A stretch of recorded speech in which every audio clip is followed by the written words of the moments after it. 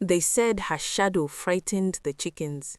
They said even the pigs turned away when she approached. They said the gods had cursed her before she took her first breath. But what they didn't see was this. The girl they called Monster would be the only one brave enough to walk into death's forest, and the flower she brought back would change everything. In a village where the sun rose over clay homes and the elders' words were law, there lived a girl named Chidera, but no one called her that. They called her the crooked one, the twisted girl, the demon child. Chidera was born with a hunched back that bent her body forward. Her left arm hung withered and weak. Her right leg dragged when she walked, leaving uneven footprints in the dust. But there was something else, something no one ever noticed. Her eyes were violet, deep, striking, impossible violet. But who looks at the eyes of a crooked girl? Chidera's mother died, bringing her into the world. The midwives whispered it was because the gods rejected the child. Her father, Obi, heard their whispers and held his daughter closer. "You are not broken, my dearer," he would say, using the name only he called her. "The world is." For years, it was just the two of them. Her father loved her fiercely, protecting her from cruel words and crueler stares. But time is never kind. When Chidera was 12, her father collapsed in the yam fields. 3 days later, he was gone. At the burial, Chidera's aunt Fakeke stood beside her, dressed in black, her face painted with false grief. Fakeke was Obi's older sister, a widow with a daughter named Adesi. "Don't worry, child," Fakeke whispered to Chidera, her hand cold on the crooked shoulder. "You'll always have a home with us." Chidera believed her. That was her first mistake. The kindness lasted exactly 1 week, just long enough for the neighbors to stop watching. Then Falake's voice changed, her eyes turned cold, and Chidera became a slave in her own father's house. Every morning, before the sun rose, Falake's voice would crack through the compound like a whip. "Chidera, fetch water from the stream. 5 trips, don't spill a drop." Chidera would strap the clay pot to her crooked back, the weight pressing against her bent spine, and walk. Each step was agony. Her dragging leg left a trail in the dirt. Children would point and laugh as she passed. By the time she returned, Folake had a new list. Grind the pepper, sweep the compound, scrub the pots, cook the soup, wash the clothes, mend the roof, tend the pigs. Always the pigs. That was Adese's favorite joke. "Mother, why does Chidera smell like pigs?" "Because even pigs need someone beneath them, my darling." They would laugh together while Chidera stirred the pot, her withered arm shaking from the weight of the wooden spoon. Adese was everything Chidera was not. Tall, straight, beautiful. She wore fine wrappers and oiled her skin until it glowed. She walked with her head high, her back straight, her steps graceful. When young men passed their compound, they stared at Adese. They didn't even see Chidera. And that's exactly how Folake wanted it. Years passed like this. Chidera grew into a young woman, her body still bent, her spirit somehow unbroken. At night, she slept in the small hut beside the pig pen, too exhausted to dream. If you're watching from anywhere in the world, drop your location in the comments. I want to know where this story is reaching. Let's go. Then one morning, everything changed. The sound of royal drums echoed through the village. Traders abandoned their stalls, women stopped pounding yam, children ran toward the marketplace screaming with excitement. The royal messenger, dressed in white robes with the royal crest on his chest, stood in the center of the square. His voice boomed. "Hear me, people of this land. Prince Taiwo, the king's only son and heir to the throne, has fallen ill with the shadow sickness. The royal healers have tried everything. Nothing works. The prince grows weaker each day." The crowd gasped.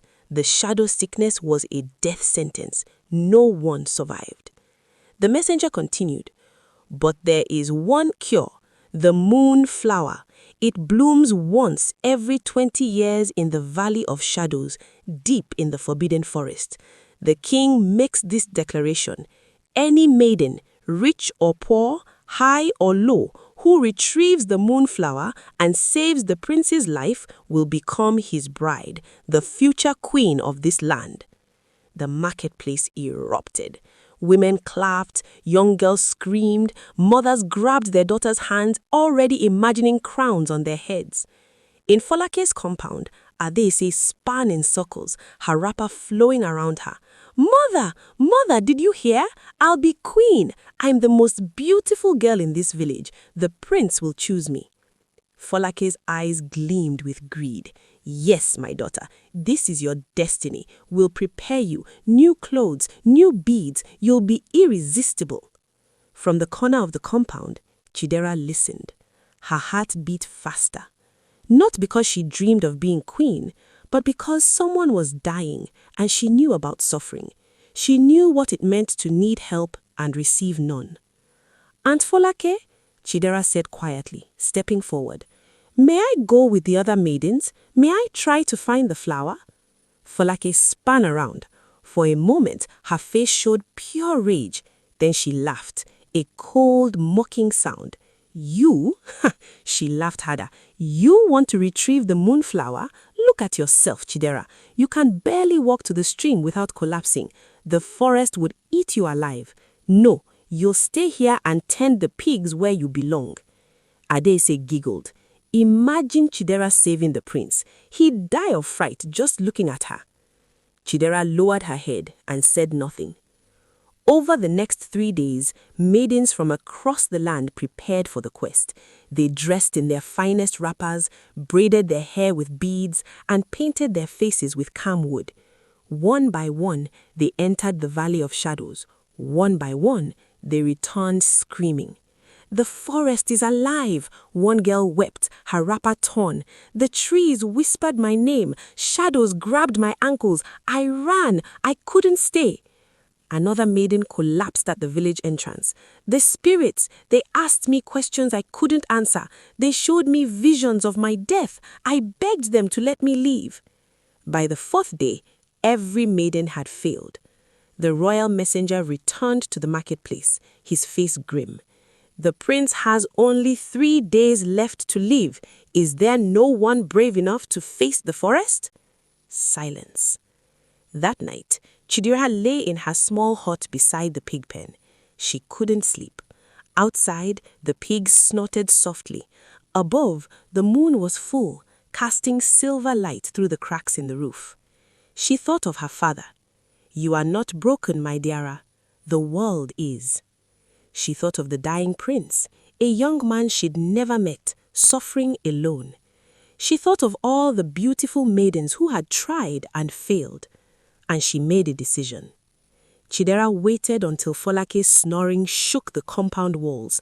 Her twisted body ached from the day's labor. Her back screamed, her withered arm throbbed, her leg dragged. But she moved anyway. She wrapped herself in her father's old cloak, the only thing she'd kept hidden.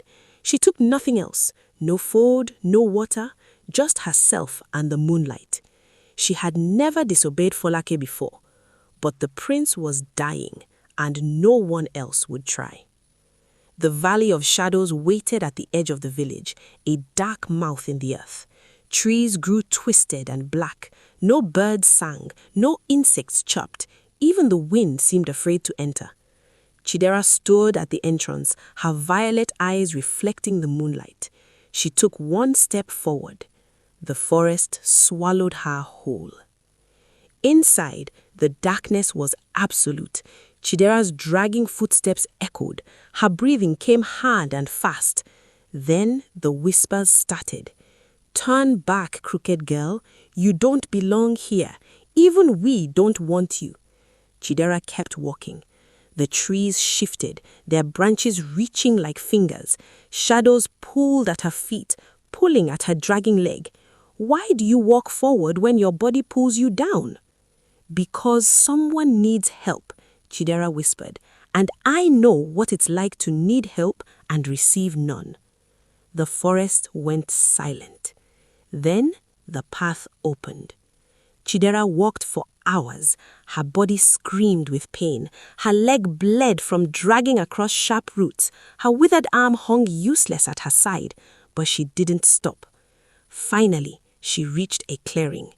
In the center stood a woman, beautiful beyond measure, glowing with silver light. Behind her, growing from a pool of moonlit water, was the moonflower. It bloomed white and luminous, its petals like captured starlight.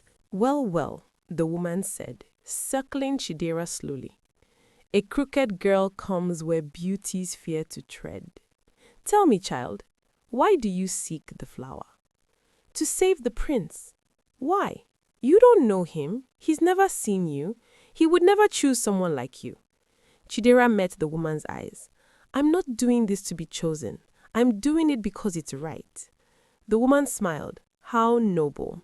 But first, you must prove your worth. I will ask you 3 riddles. Answer correctly, and the flower is yours. Fail, and you will wander this forest until your bones turn to dust." Chidera's heart pounded, but she nodded. "I'm ready." The spirit woman's smile sharpened. "First riddle. What is more powerful than the gods, more evil than the demons? The poor have it, the rich need it, and if you eat it, you will die." Chidera closed her violet eyes, thinking. Her father's voice echoed in her memory, teaching her riddles by the fire when she was small. She opened her eyes. "Nothing. Nothing is more powerful than the gods. Nothing is more evil than the demons. The poor have nothing, the rich need nothing, and if you eat nothing, you will die." The spirit woman's smile faded slightly. "Clever girl. Second riddle. I have no wings, but I fly. I have no eyes, but I cry. Wherever I go, darkness follows me. What am I?" Chidera looked up at the sky through the twisted branches. She thought of the journey here, how the moon had guided her through the darkness. "A cloud," she said. "A cloud flies without wings. Rain is its tears, and clouds cast shadows wherever they move." The spirit woman stopped circling. Her eyes narrowed. "You are wiser than you look, crooked child, but this final riddle will break you. Listen carefully." She leaned close, her breath cold against Chidera's face. "I am always hungry and must always be fed. The finger I touch will soon turn red. What am I?" Chidera's mind raced. Always hungry, always fed, the finger turns red. Then she remembered the cooking fire she tended every morning, how Folake would beat her when she let it die. "Fire," Chidera whispered. "Fire is always hungry. It must be fed wood to survive, and if you touch it, your finger turns red with burns." The clearing went absolutely silent. The spirit woman stared at her for a long, long moment. Then she threw back her head and laughed, a sound like wind through empty trees. "You have answered all 3. You are the first in 20 years to do so." She stepped aside, revealing the path to the moonflower. "But before you take it, I offer you one more choice. Not a riddle this time, a gift." She waved her hand, and a mirror appeared. Chidera saw herself reflected, but different. Her back straight, her arms strong, her legs even. Her face glowed with beauty. "I can give you this," the woman whispered. "Before you take the flower, walk into the palace tomorrow, and the prince will fall to his knees. You'll be chosen. You'll be queen. All I ask in return is a small piece of your heart, your compassion, your kindness. You'll barely notice it's gone." Chidera stared at the reflection. For one terrible moment, she imagined it. Imagined walking without pain. Imagined Folake's face. Imagined the prince's eyes on her. Then she thought of her father's words. "No," Chidera said firmly. "I would rather stay twisted and kind than become straight and cold. Now, please, let me take the flower. A man is dying." The woman stared at her for a long, long moment. Then she stepped aside. "Take it then, crooked girl. You have passed the only tests that matter." Chidera limped to the pool. She bent down, her back screaming in protest, and plucked the moonflower. Its glow pulsed in her withered hand like a heartbeat. "Go," the woman said softly, "and may you receive what you deserve." Chidera walked back through the forest. The trees parted for her now. The shadows let her pass. By the time she reached the village, dawn was breaking. Her body was beyond exhausted. Blood soaked through her wrapper. Every step was agony. She stumbled into Folake's compound and collapsed beside the pig pen. The moonflower clutched against her chest. She would save the prince. Then she closed her eyes, just for a moment. Hit that like button if you're enjoying this story, and make sure you're subscribed because this next part will blow your mind. Trust me on that. When Chidera woke, the sun was high, but the moonflower was gone. She sat up, panic flooding her chest. Her eyes darted around the empty compound. Then she heard it, voices, laughter, coming from the direction of the palace. Chidera dragged herself to her feet and followed the sound. The palace courtyard was filled with people. At the center, kneeling before the king, were Folake and Adeaze. Adeaze held the moonflower. "Your Majesty," Folake said, her voice dripping with false humility. "My daughter risked her life to retrieve this flower. She braced the cursed forest. She faced the spirits. She brings you the cure for your son." The king leaned forward on his throne, his eyes sharp. "Tell me, girl, how did you find the moonflower? What did the spirits encounter you in the forest?" Adeaze's smile faltered. The journey was treacherous, Your Majesty. Many dangers." "That is not what I asked," the king interrupted. "What riddles did the spirits ask you?" "Riddles?" Adeaze's voice cracked. They asked about courage and..." Folake's hand struck the arm of his throne. "You're lying." From the shadows near the palace entrance, Chidera watched, hidden, invisible, as always. Her heart pounded so hard she thought it might break through her chest. Her hands trembled, her hunched back pressed against the cool stone wall. "They stole it. They stole what I risked my life for. But what can I do? I'm nobody. I've always been nobody." She looked down at her hands, strong hands now, hands that plucked the moonflower from the sacred pool, hands that held her father's when he died. "Aunt Folake will beat you if you speak. She will make your life worse than it already is. She will find a way to hawk you. Stay quiet, stay hidden. It's safer in the shadows." But then she heard the prince's weak voice from his bedside beside the throne. "Father, please, someone truly found that flower. Someone brave. Don't let suspicion steal their reward." Chidera's heart pounded, so hard she thought it might break through her chest. Her hands trembled, her hunched back pressed against the cool stone wall. "You walked into death's forest when beauties ran away. You answered the spirit's riddles when my mind was my only weapon. And you refused paradise to keep my heart. And I'm going to hide now when it matters most?" Her hands stopped trembling. She took one step forward, out of the shadows, into the light. Her voice cut through the courtyard like a blade. "Lies!" The word echoed through the courtyard. Every head turned. From the shadows of the palace entrance, Chidera emerged, hunched, twisted, limping, covered in dried blood and dirt. The crowd gasped. Some stepped back. Children hid behind their mothers. But Chidera kept walking, her violet eyes fixed on the king. "I retrieved the moonflower, Your Majesty, and I can prove it." Folake's face went white. "Chidera, you insolent!" "Silence," the king commanded. He looked at Chidera. "Speak, child. Answer my question. What did the spirits say to you?" Chidera's voice rang clear and steady. "The spirits asked me 3 riddles, Your Majesty.